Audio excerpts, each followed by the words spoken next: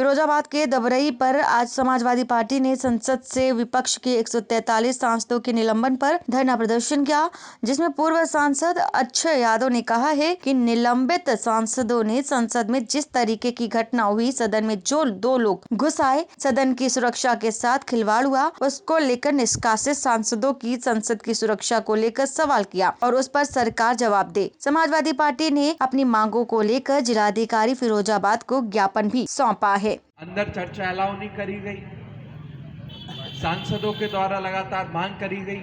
जब भी कोई घटना होती है उस पर हमेशा गृह मंत्री जवाब देने का काम करते हैं और उस पर सूचित करने का भी काम करते हैं कि इस पर क्या कार्रवाई हो रही है, किस तरीके से आगे काम होगा। लेकिन सदन के अंदर गृह मंत्री के द्वारा कोई भी बयान नहीं दिया गया, ना चर्चा कराई गई। मीडिया में सीधे जाकर जरूर उन्होंने बयान दिया, जिससे आहत होकर उन सांसदों ने अंदर नारे भी लगाए और मांग करी कि चर्चा करवाई जाए, अपना जोर लगाया। लेकिन ऐसा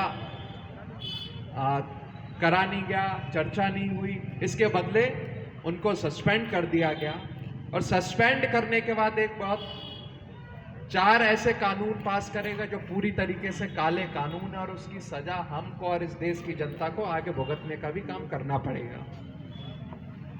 आईपीसी और सीआरपीसी जो कानून है उसमें बदलाव करा गया।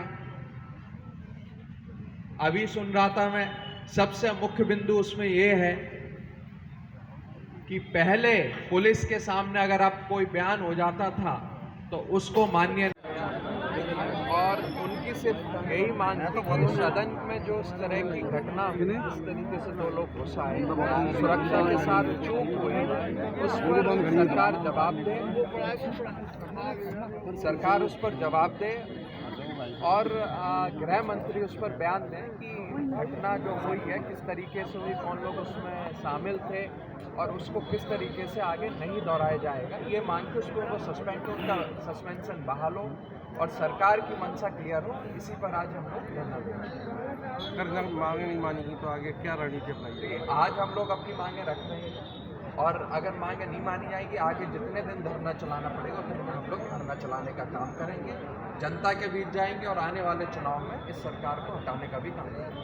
क्या कांग्रेस से आगे आपको ढूंढना रहेगा? अभी हम लोग इंडिया गठबंधन के अंदर हैं और हमारे राष्ट्रीय अध्यक्ष जी की मंशा बिल्कुल क्लियर है। वो कई बार बयान दे चुके हैं कि हम इंडिया गठबंधन रहेगा और आने वाले समय में इस देश से भारतीय जनता पार्टी को हटाने का काम। अभी तक सीट शेयरिंग में कोई बात नहीं हो पा रही है।